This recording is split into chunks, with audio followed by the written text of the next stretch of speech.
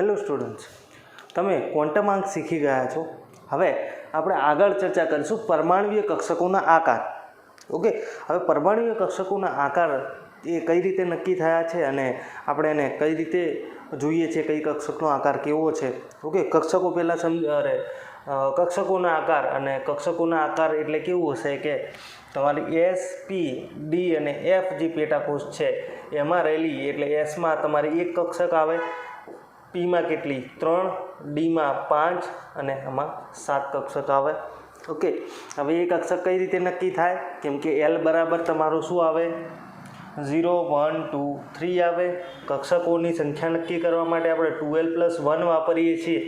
Okay, એટલે અહીંયા 1 થાય, આમાં 3 થાય, 5 અને 7 એ રીતે.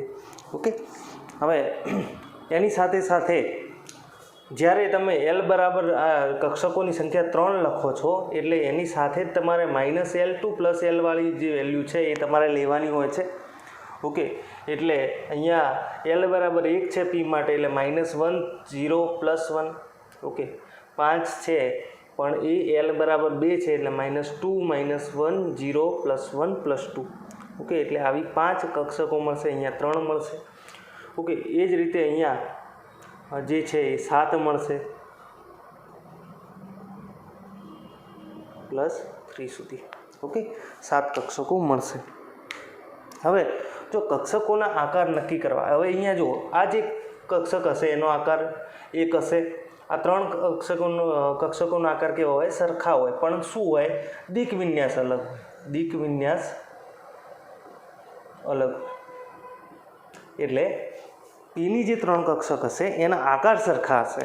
ઓકે, એટલે એનો જે આકાર હશે પીનો, ઓકે, એ જ સેમ આકાર બીજી 2 કક્ષકોનો હશે, પણ એના ઓરિએન્ટેશન દિગ વિન્યાસ અલગ હશે. એટલે એનો અર્થ એવો કે એક જો તમારી એક્સ ઉપર હોય, ઓકે, તો બીજી વાય ઉપર ને ત્રીજી ક્યાં હોય? ઝેડ ઉપર હોય. ધારો કે આ કક્ષકનો આકાર છે, બરાબર, તો આના માટે 3 વસ્તુ પોસિબલ છે. એક તો આમ ઊભી હોઈ શકે, આમ આડી હોઈ શકે, કાં તો આમ હોઈ શકે.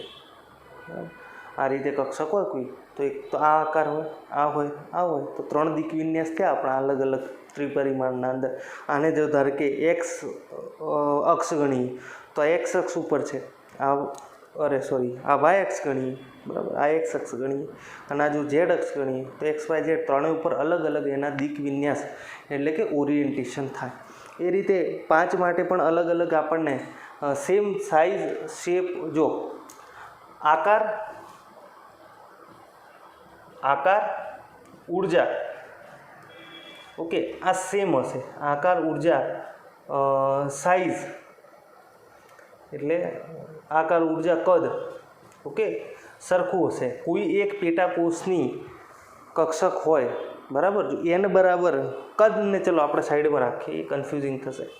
આકારને ઉર્જા કેવા હોય? સરખા હોય. કદ પણ શું હોય? સરખા હોય. પણ આ ક્યારે? જ્યારે તમે કોઈ એન પેટાકોષ માટે એન કોષ માટે વાત કરતા હોઈએ.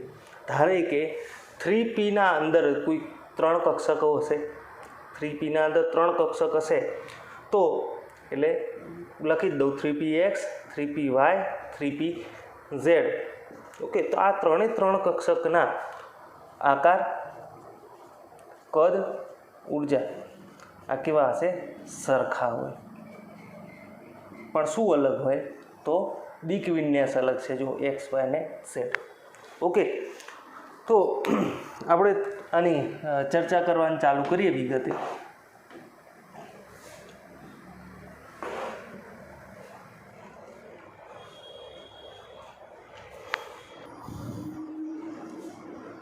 તો આ જે આકાર છે, કક્ષકોના જે આકાર છે, આપણે ધારો કે વાત કરીએ 2 કક્ષકો માટે વાત કરીએ કે 1s અને 2s. 1s અને 2s માટે જો વાત કરીએ તો અહીંયા n બરાબર 1 અને l બરાબર શું છે? 0 છે. અહીંયા n બરાબર 2 અને l બરાબર 0 છે.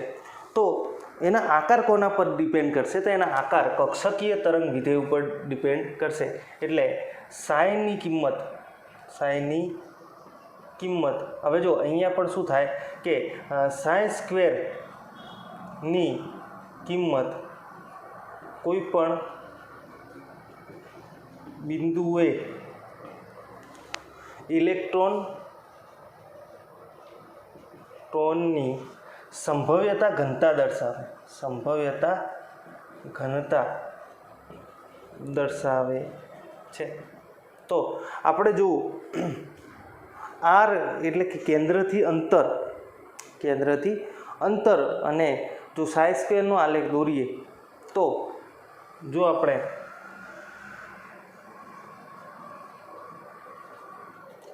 વન એસ એટલે કે n બરાબર 1 l બરાબર 0 અને 2s એટલે કે n બરાબર 2 અને l બરાબર 0 માટે સાઈ વિરુદ્ધ આર અને આર સ્મોલ આવશે, સાઈ સ્ક્વેર વિરુદ્ધ આર, જ્યાં આર બરાબર કેન્દ્રથી અંતર નો આલેખ દોરીએ તો નીચે પ્રમાણે મળે, એમ લખી દે, નીચે પ્રમાણે મળે. ઓકે, હવે આ બી જો આલેખ દોરવા જઈએ આપણે તો અહીંયા હું થોડું જગ્યા કરી દઉં. તો આ જે આલેખ દોરીએ તો પહેલાં આપણે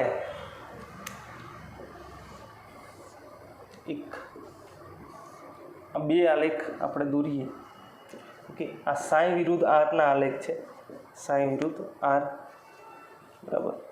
હવે આ 1s માટે લઈએ ધારે કે, અને આ 2s માટે લઈએ. તો હવે તમે જોશો અહીંયા કે આ સાઈની જે કિંમત છે એ તમે આર બરાબર 0 એટલે કેન્દ્રથી કેન્દ્રનું અંતર, અહીંયા આ લાઈન ઉપર શું આવશે? કેન્દ્ર આવશે. તો કેન્દ્રની નજીક જે છે એ સાઈની વેલ્યુ એટલે કે તરંગ વિધેયની વેલ્યુ વધારે છે. પછી એ જેમ જેમ નજીક આવતા જઈશું, જેમ જેમ કેન્દ્રથી દૂર જશું એમ એમ એ કેવી થાય? અચાનક ઘટે છે અને પછી એ આ રીતે થઈ જશે, એક અચળ વેલ્યુ આપણને જોવા મળશે.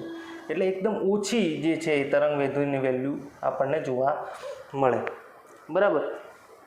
તો 1s માટે જોઈએ તો 1s માટે શું થાય કે સાઈની વેલ્યુ જે છે આ ઇમ્પોર્ટન્ટ એટલા નથી, એનાથી જે છેલ્લા સાઈ સ્ક્વેરવાળા છે એ વધારે ઇમ્પોર્ટન્ટ છે.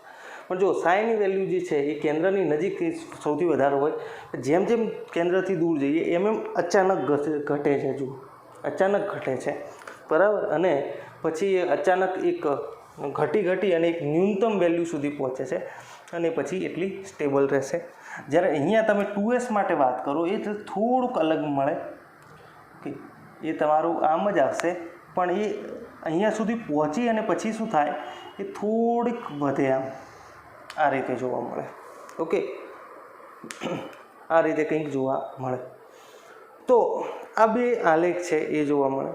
હવે જો આપણે સંભવ્યતા ઘનતાના જો આલેખ દોરીએ એટલે કે સાઈ સ્ક્વેર વિરુદ્ધ આરના આલેખ દોરીએ, એ આપણને વધારે આઈડિયા આવશે. સાઈ સ્ક્વેર વિરુદ્ધ આરના આલેખ જો દોરીએ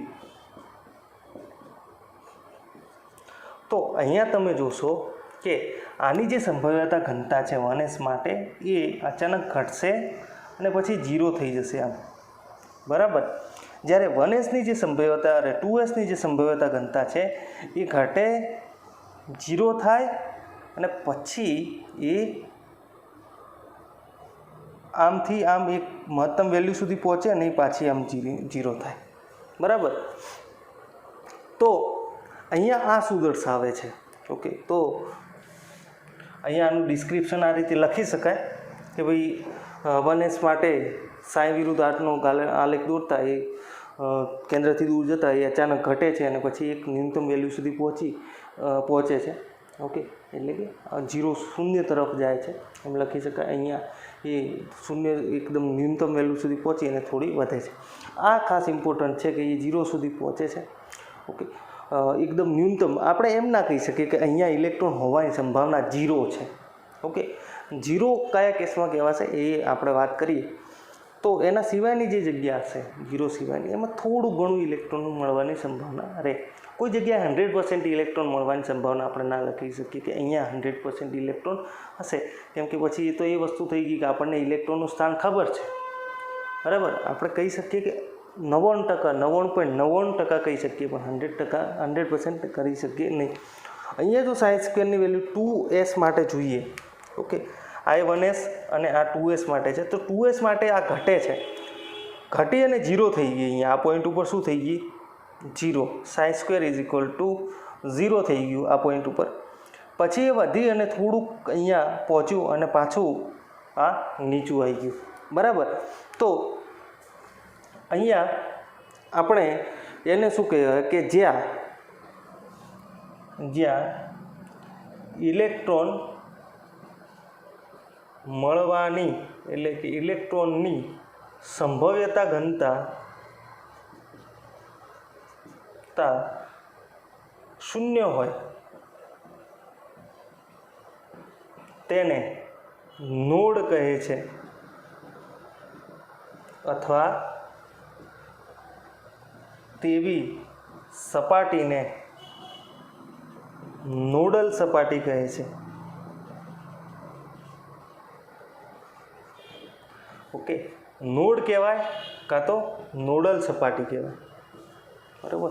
જ્યાં ઇલેક્ટ્રોન મળવાની સંભાવના શૂન્ય હોય કે અહીંયા ઇલેક્ટ્રોન કોઈ હિસાબે મળી શકે એમ નહીં, જેમ કે ન્યુક્લિયસ. તો ન્યુક્લિયસના અંદર ઇલેક્ટ્રોન મળવાની સંભાવના sin² ની વેલ્યુ કેવી હોય? 0 હોય, કેમ કે ન્યુક્લિયસના અંદર આપણને ખબર છે કે અંદર ઇલેક્ટ્રોન નહીં મળે, એ બહાર જ હશે. તો એ જ રીતે જે જગ્યાએ તમારું સંભવ્યતા ઘનતા 0 થશે એને આપણે શું કહીએ? નોડ કહીએ છીએ. ઓકે. અને આવી જે સપાટી છે કે જ્યાં ઇલેક્ટ્રોન મળવાની સંભાવના નહીં હોય એને શું કહેવાય? નોડલ સપાટી કહેવાય. હવે આપણે S માટે ચર્ચા કરીએ છીએ. તો S કક્ષક માટે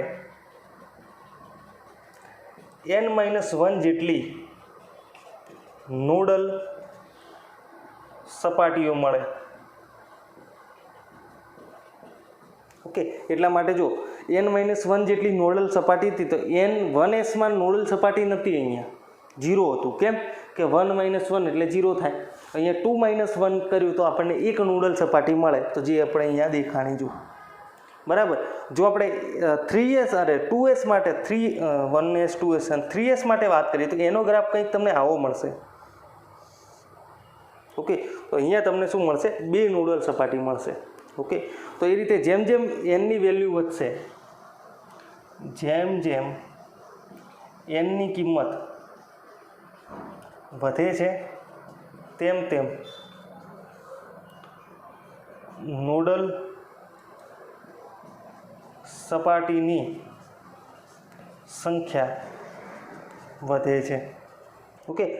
તો જેમ nની કિંમત વધશે એમ તમારી જે નોડલ સપાટી છે એની જે સંખ્યા છે એ પણ વધવાની છે. ઓકે. તો આના ઉપરથી આપણને કંઈક આકાર વિશે ખાસ આઈડિયા ના આવે. ઓકે. આના ઉપરથી આપણને ખબર પડી કે નોડલ સપાટી જેવું કંઈક હોય, ઇલેક્ટ્રોનની સંભવ્યતા ઘનતા 0 થાય, પણ આકાર વિશે આપણને કંઈ ખાસ આમાંથી કંઈ માહિતી મળતી નથી.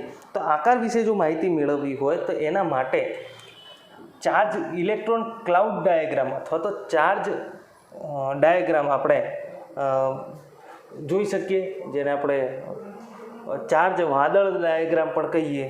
ઓકે. તો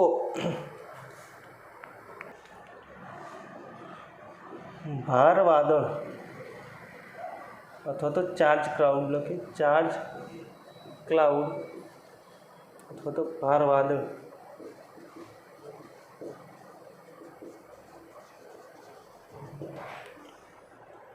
હવે જો આ જે છે ચાર્જ ક્લાઉડ અથવા ભાર વાદળ આકૃતિઓ જે છે એ આપણને શું કહેવા માગે, એ કઈ રીતે હોય છે? તો જો આના અંદર શું કરવામાં આવે કે ધારે કે આ ન્યુક્લિયસ હોય. બરાબર. આ ન્યુક્લિયસ છે. હવે એના આજુબાજુ આપણે એરિયા નક્કી કરીએ કે ભાઈ આ પોઈન્ટ ઉપર સંભવ્યતા ઘનતા. બરાબર. તો કઈ કઈ જગ્યાએ ઇલેક્ટ્રોન મળવાની સંભાવના છે અને કેવું છે એ આપણે નક્કી કરીએ. બરાબર. તો કંઈક તમને આવું મળે. બરાબર. પછી જેમ કેન્દ્રથી દૂર જશો એમ શું થશે કે આ જે ઇલેક્ટ્રોન મળવાની સંભાવના છે એ કેવી થશે? ઓછી થતી જશે. ઓકે. એ જે ઘનતા છે એ આછી થતી જશે. બરાબર. તો આપણે અહીંયા શું કરીએ છીએ કે 90% ઉપરનો ભાગ સંભવ્યતા ઘનતા હતા, 90% ઉપર, આને આપણે શું કરીએ? એક માર્ક કરી દઈએ. તો હવે તમને કંઈક દેખાતું હશે આકાર જેવું. બરાબર, એ જ તમારી જે કક્ષક છે એનો આકાર થાય. બરાબર. હવે તમે આ 1s માટે તમને કંઈક આવી મળે, 2s માટે તમે જોશો ને એટલે તમારે કેવું મળશે કે આવું તો મળશે જ. જો 2s માટે જે ખરું ને તમને કંઈક આવું મળશે, વચ્ચે એક પટ્ટો આવે કે જ્યાં ઇલેક્ટ્રોન મળવાની સંભાવના ન હોય ને પાછી અહીંયા ચાલુ થશે. બરાબર. તો અહીંયા આ શું છે, આ નોડલ છે. આ શું છે, નોડલ સપાટી છે. જો આ શું છે, નોડલ સપાટી. ઓકે. તો ઇલેક્ટ્રોન ચાર્જ ક્લાઉડ ડાયાગ્રામ અથવા તો ભારવાદળ આકૃતિઓ જે છે એના ઉપરથી આપણે એનો આકાર નક્કી કરી શકીએ. હવે જો અહીંયા વર્તુળાકાર નથી, આ કેવું હોય, ગોળા આકાર હોય. પણ આપણી બોર્ડની લિમિટેશન 2Dની છે એટલે આપણે 2Dમાં આકૃતિ દોરીએ. પણ રિયલમાં જે છે એ કેન્દ્ર હોય અને કેન્દ્રની આજુબાજુ બધી દિશાઓમાં ઇલેક્ટ્રોનની સંભવ્યતા ઘનતા આપણને મળે. અને એને જો આપણે એક સપાટી એટલે કે બાઉન્ડ્રી એના આજુબાજુ બનાવી દઈએ તો આપણને એક ગોળા જેવો આકાર મળે. અને એ ગોળા જેવો આકાર જે છે એ કોનો થાય, 1s કક્ષકનો થાય અને s કક્ષકનો થાય. અહીંયા પણ ગોળા જેવો આકાર બનશે અને એ ગોળા જેવા આકારના અંદર વચ્ચે એક નોડલ સપાટી છે જે ઇલેક્ટ્રોન મળવાની સંભાવના 0 હોય. ઓકે. તો ચાર્જ ક્લાઉડ ડાયાગ્રામ વિશે આપણે લખીએ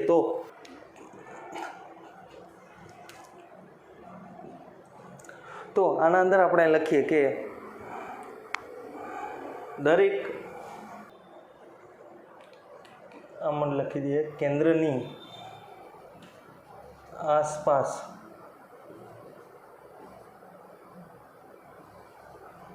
ઇલેક્ટ્રોનની સંભવ્યતા ઘનતા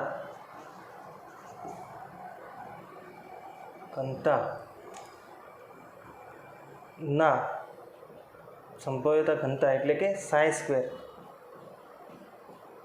ના મહત્તમ મૂલ્યો એટલે આશરે 90%થી ઉપર ને આવરી લેતી એક બાઉન્ડ્રી, આવરી લેતી એક બાઉન્ડ્રી એટલે કે સીમા રેખા ને સીમા સપાટી આકૃતિઓ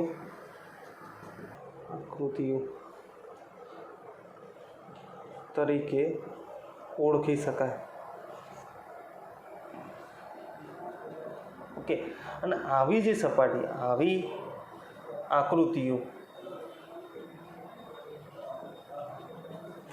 આકૃતિઓ કક્ષકોના આકાર વિશે મહત્વની માહિતી પૂરી પાડે છે. મહત્વની માહિતીઓ આપે છે. ઓકે. આવી જે આકૃતિઓ છે એ કક્ષકોના આકાર વિશે મહત્વની માહિતીઓ આપે છે, જેમ કે અહીંયા આપણને ખબર પડી. બરાબર. તો s કક્ષકના અંદર હવે જો આના અંદર ઘણા આપણને ψ² ની ઘણી બધી વેલ્યુ મળશે, પણ આપણે કઈ વેલ્યુ લેવાના કે જે 90% ઉપરથી હોય અથવા તો એકદમ મહત્તમ વેલ્યુ હોય જેને કહેવાય નિશ્ચિત સંભવ્યતા ઘનતા, એને આપણે ધ્યાનમાં લઈશું. તો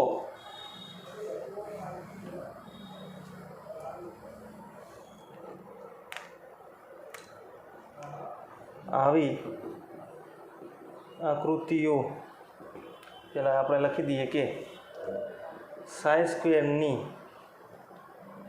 ઘણી બધી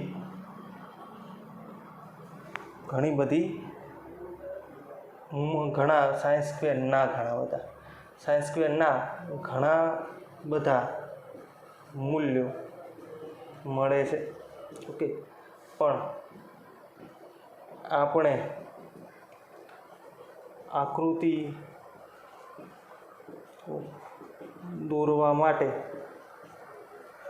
આકૃતિઓ દોરવા માટે કઈ ધ્યાનમાં લઈશું કે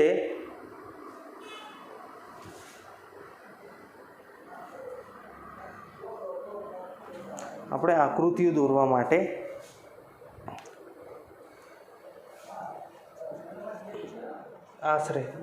આકૃતિઓ દોરવા માટે નિશ્ચિત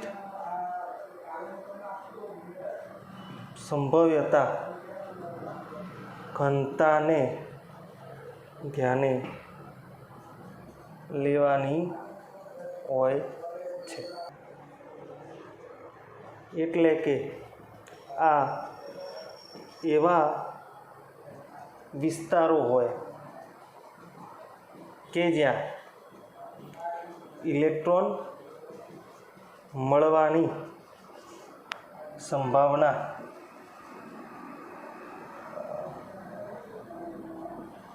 90% કે તેથી વધુ હોય. બરાબર. હવે જો આપણે કેમ એમ નહીં કહી શકતા કે 100%? તો જો 100% કહેવા માટે આપણે ઇલેક્ટ્રોનનું પહેલાં ચોક્કસ ખબર હોવી જોઈએ કે આ જગ્યાએ ઇલેક્ટ્રોન છે. પ્લસ શું થાય કે ધારો કે આ ન્યુક્લિયસ હોય તો એનાથી આ અંતરે અહીંયા લેશો ને તો તમને આ સાયન્સ પેનની એક નાનામાં નાની વેલ્યુ તો મળશે જ. એક્ઝેક્ટ 0 નહીં થાય નોડલ સિવાય. બરાબર. નોડલ સપાટી હશે ને એના સિવાય તમને કોઈ જગ્યાએ સાયન્સ પેનની એક્ઝેક્ટ 0 વેલ્યુ નહીં મળે. થોડી ઘણી વેલ્યુ તો આપણને મળવાની છે, ભલે એ નાની હોય એટલે આપણે એને કન્સિડર નહીં કરતા. અહીંયા સુધી ધારે કે હોય ગોળો જે છે અહીંયા સુધી આપણે એને બોર્ડર બનાવી દીધી કે ભાઈ 90% છે, તો એની બહાર જે છે એ 0.00001% મળશે તો ખરા જ. બરાબર. હાવ 0 નહીં હોય. એટલા માટે કોઈ જગ્યાએ આપણને એવી ના મળે કે જ્યાં 100% સંભવ્યતા ઘનતા દર્શાવે. બરાબર. એટલે આપણે એવું કોર્ડન કરી શકતા નથી. બરાબર. બીજું કે આપણને ખબર પડી ગઈ ભાઈ એસ કક્ષકનો જે આકાર છે એ ગોળાકાર હોય તો આપણે એ પણ લખી દઈએ. મોસ્ટ ઇમ્પોર્ટન્ટ વાત તો જે છે એ એસ કક્ષકનો આકાર આપણે લઈ લઈએ, સીધો અલગ જ આપણે ટોપિક બનાવી દઈએ. તો જો ભાર ઇલેક્ટ્રોન ભાર જે ડાયાગ્રામ છે એના અંદર આટલા પોઈન્ટ મેં લખાય એટલે આપણે સમજવાના છે. ઓકે. 100% કેમ ના લેવાય કે ભાઈ ના લેવાય, આપણે એક્ઝેક્ટ એવો એરિયા નક્કી કરી શકતા નથી કે જ્યાં ઇલેક્ટ્રોન મળવાની સંભાવના 100% હોય. બરાબર. આપણને એક્ઝેક્ટ 100% જગ્યા નહીં મળે, આપણને 99.99999 મળશે. બરાબર. એક્ઝેક્ટ 100% નહીં મળે એટલે આપણે 100%નું કોર્ડન કરી શકતા નથી. બરાબર. હવે તો એસ કક્ષકનો આકાર એસ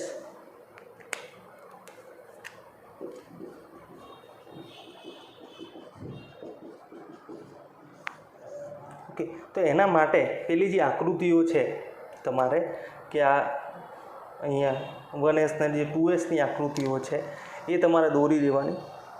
બરાબર. કે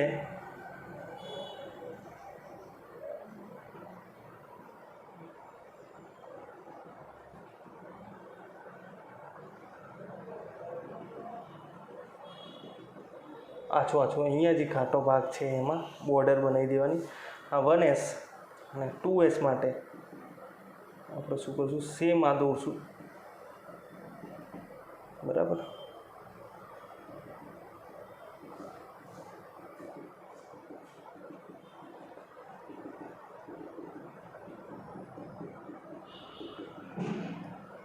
તો અહીંયા શું થશે?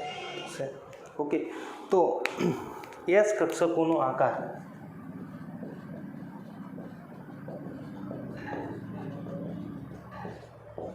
ગોળા જેવો હોય છે.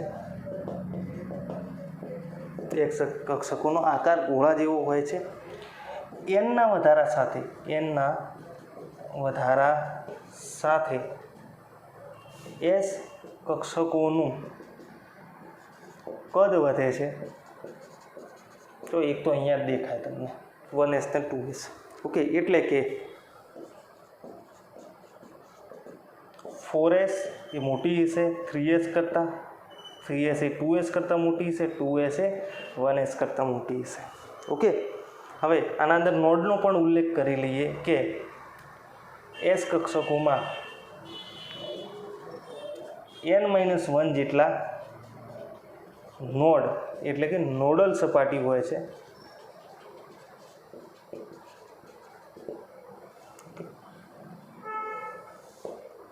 નોડ એટલે કે નોડલ સપાટી હોય છે. બરાબર, આટલું ક્લિયર. હવે આપણે આગળની જે કક્ષકો છે એના આકાર વિશે ચર્ચા કરીએ. તો પી કક્ષકનો આકાર.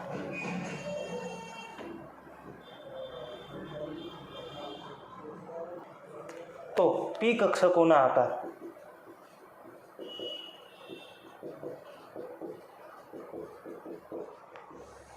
તો આના અંદર પી કક્ષકોના આકાર, પી કક્ષકોના આકાર તમે જોશો તો કંઈક તમને આવા જોવા મળશે. આવા ત્રિપરિમાણના અંદર આપણે જોઈએ તો આ એક્સ લઈએ, આ વાય લઈએ, આમાં આ ઝેડ લઈએ. ઓકે, તો ઝેડ અત્યારે ગણતો, અત્યારે હું લખતો નથી. આની જ્યારે ધારો કે અહીંયા કેન્દ્ર હોય તો આની જ્યારે સીમા સપાટી આકૃતિઓ દોરવામાં આવે તો એ આપણને કંઈક આવી મળે. જો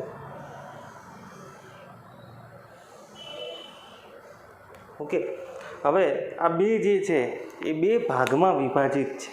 ઓકે, જેને શું કહેવાય? પિંડક કહેવાય, લોબ. આને શું કહેવાય? પિંડક. Lobe, LOB. ઓકે, હવે તો અહીંયા આપણે લખી દઈએ કે એસ કક્ષકોની જેમ પી કક્ષકોની સીમા સપાટી આકૃતિઓ ગોળાકાર મળતી નથી. એસ કક્ષકની જેમ પી કક્ષકોની સીમા સપાટી આકૃતિઓ આપણને ગોળાકાર મળતી નથી, પરંતુ તે બે ભાગમાં વિભાજિત મળે છે.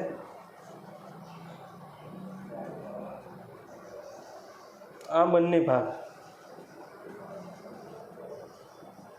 કેન્દ્રની બંને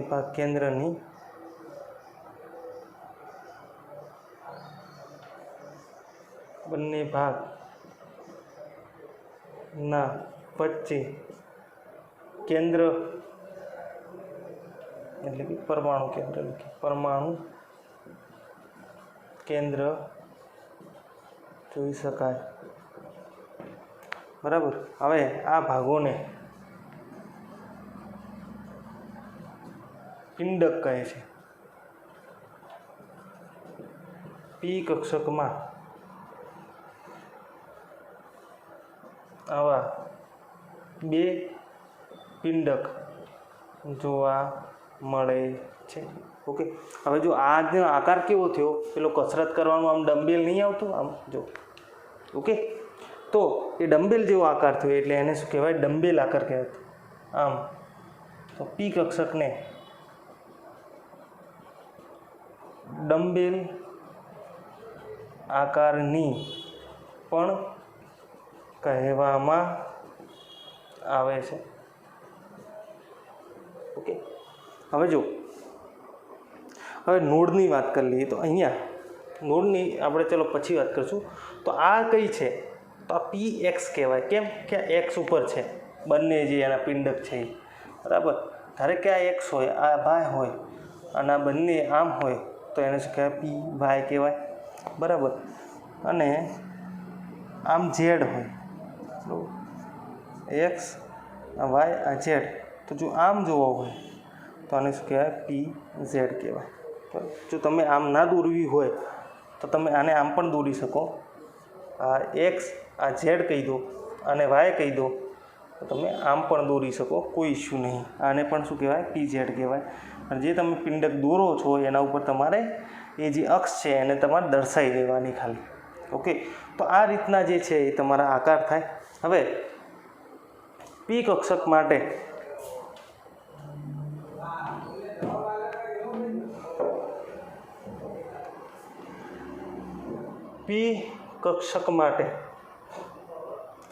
n-2 જેટલા નોડ મળે છે. ઓકે, જેને ત્રિજ્યાગતિ નોડ અથવા રેડિયલ નોડ કહેવાય.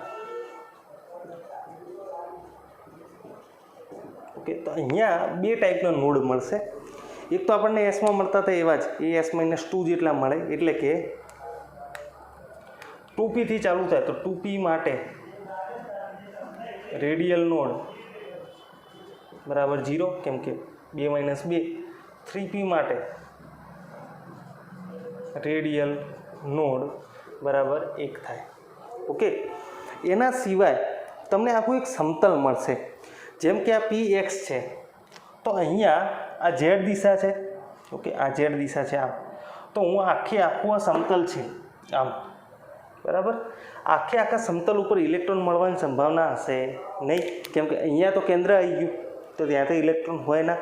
એ જ રીતે આખા સમતલ ઉપર ક્યાંય ઇલેક્ટ્રોન મળવાની સંભાવના રહેશે નહીં. ઓકે, આ સમતલના આ બાજુ ઇલેક્ટ્રોન મળવાની સંભાવના રહેશે, આ બાજુ રહેશે, પણ આ સમતલ ઉપર ક્યાંય રહેશે નહીં. તો અહીંયા આપણને કયું સમતલ મળે? તો જો અહીંયા YZ સમતલ આપણને એવું મળે, બરાબર. એ રીતે અહીંયા જે છે એ x અને z, ઓકે, આ રીતે x આમ, બરાબર, આ x એક્સિસ અને આ y, તો અહીંયા XZ મળે. એ રીતે અહીંયા z છે, તો એમાં શું મળશે તમને? XY સમતલ એવું મળશે.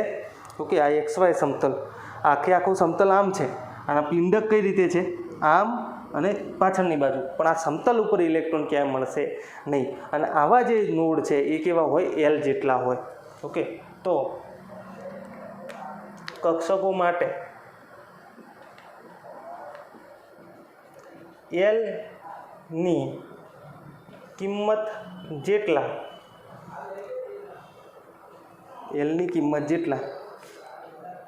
કોણીય નોડ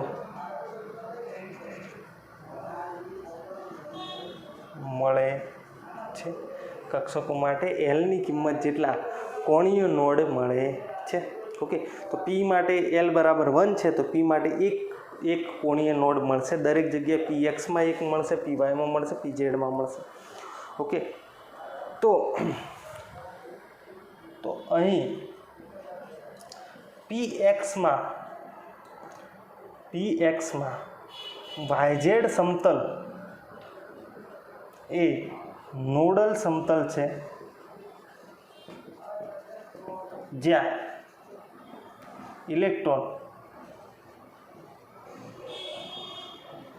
મળવાની સંભાવ્યતા ઘનતા 0 છે. ઇલેક્ટ્રોન મળવાની સંભાવ્યતા ઘનતા શું છે? 0 છે. ઓકે, તો એ જ રીતે PYમાં કયું આવશે? તો y સિવાયનું આવે XZ, અને PZમાં XY સમતલ મળે. જો અહીંયા યાદ રાખવાની જરૂર નથી, અહીંયા સમજવાનું જરૂરી છે કે આ સમતલ કઈ રીતે આવ્યું. સમતલ અહીંયા વચ્ચોવચ એ ક્યાં થાય? કેન્દ્રમાંથી પસાર થાય. તો અહીંયા તો ઇલેક્ટ્રોન હોય ના, બરાબર. અને એના સિવાય પણ આખા સમતલમાં, એટલે કે y જે એક્સિસ છે એના ઉપર ક્યાંય જોવા મળશે નહીં, અને z એક્સિસની ઉપર પણ અહીંયા આપણને જોવા મળશે નહીં. એ ખાલી એક્સના આજુબાજુ આપણને જોવા મળશે. એટલે બે સમતલો થાય, XY સમતલ. એક તો x અને y સમતલ છે એના અંદર જોવા મળે, અને બીજું z અને y સમતલ છે એના અંદર આપણને જોવા મળે. અને સોરી, x અને y સમતલ છે એના અંદર આપણને જોવા મળે, બરાબર. અને બીજું z અને x સમતલ છે એના અંદર આપણને જોવા મળે. તો XY સમતલ એટલે આર્યા, ઓકે, અને ZX સમતલ એટલે આર્યા. ઓકે, આમ ZX સમતલ. પણ આપણું નોડલ સમતલ કયું છે? આમ છે. ઓકે, આ વચ્ચોવચ્ચથી આપણે જો આને કાપીએ આમ, તો એ ZX સમતલ છે. કઈ રીતનું? આમ, આ ZX સમતલ થાય કે જ્યાં ઇલેક્ટ્રોન મળવાની સંભાવના રહેશે નહીં, કેમ કે આ સમતલના આ બાજુ ઇલેક્ટ્રોનની સંભાવના છે, આ બાજુ આખો ગોળો આમ લગાવી દઈએ, આમ પિંડક, આમ ત્રિપરિમાણીય, બરાબર, અને એક આમ આ બાજુ. ઓકે, એટલે જો આને પિંડક તરીકે વિચારીએ આને, તો આ રીતે એક પિંડક આમ મળે અને એક પિંડક આમ મળે, બરાબર. પણ જે સમતલ છે એના ઉપર કદી મળશે નહીં, બરાબર. તો કોણીય નોડની સંખ્યા કેટલી થાય? તો n - l - 1 જેટલી થાય. ઓકે, કોણીય નોડ n - l - 1 જેટલા મળે.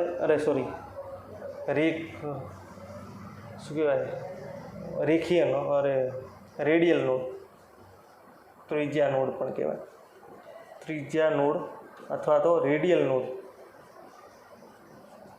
ઓકે, પ્લસ l જેટલા કોણીય નોડ, બંનેનો સરવાળો કરો તો n - 1 જેટલા નોડ મળે. ઓકે, તો આવી ગયું પાછું જૂની વેલ્યુ આપણી n - 1 જેટલી. ઓકે, તો અહીંયા પણ આપણને n - 1 જેટલા મળશે. તો પી કક્ષકોનો આકાર આ રીતે હતો. તો પી કક્ષકોનો આકાર અહીંયા તો જો, તો પી કક્ષકોમાં એમએલની ત્રણ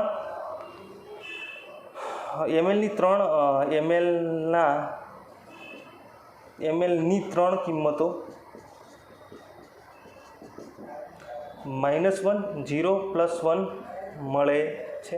ઓકે, પણ અહીંયા ખાસ અગત્યનું કે જેને px py ને pz સાથે કોઈ સીધો સંબંધ નથી.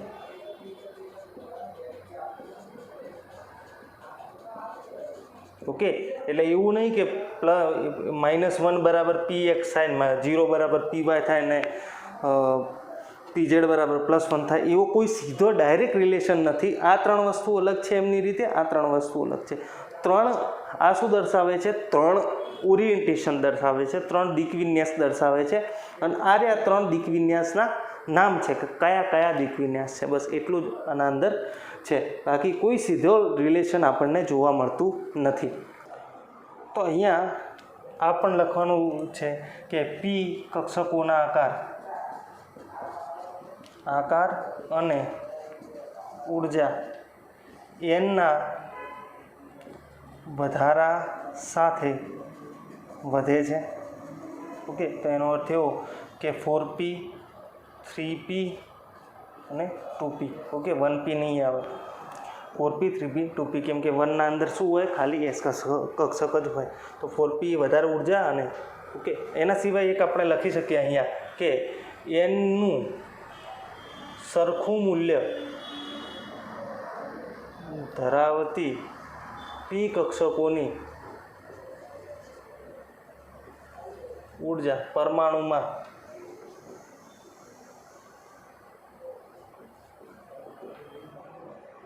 એક પરમાણુમાં એનનું સરખું મૂલ્ય ધરાવતી પી કક્ષકોની ઉર્જા સરખી હોય.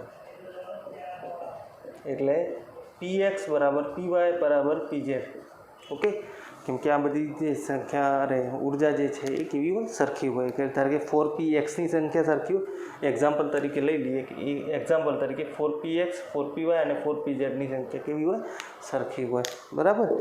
તો આપણે આગળ ડી વિભાગના ડી કક્ષક છે એના આકાર વિશે આપણે ચર્ચા, કે નેક્સ્ટ વિડીયોના અંદર આપણે એના વિશે ચર્ચા કરીશું.